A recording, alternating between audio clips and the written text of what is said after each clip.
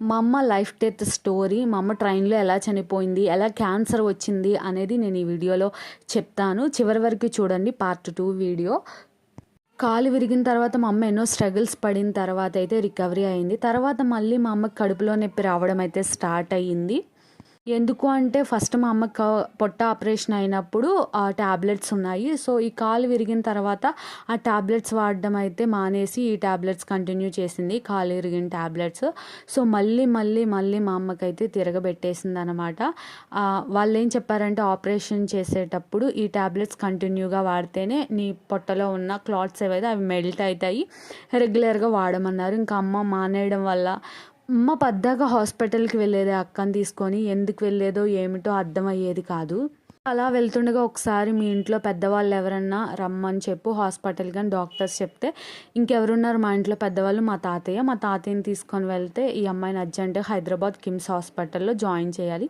Cancer last stage అన్నట్టు.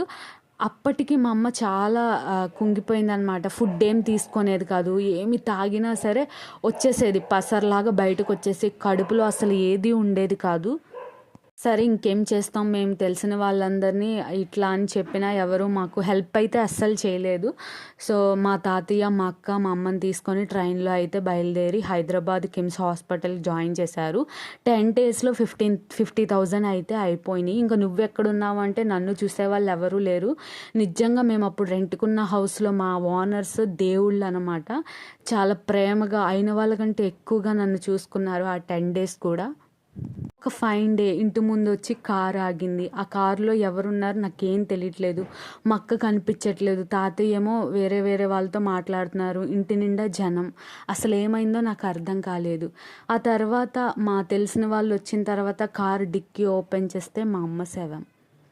అసలు మా అమ్మకి ఏం జరిగింది? అలా చూడగానే నేను షాక్ అయిపోయి ఉన్నాను. అసలేం జరిగిందో నెక్స్ట్ వీడియోలో చెప్తా.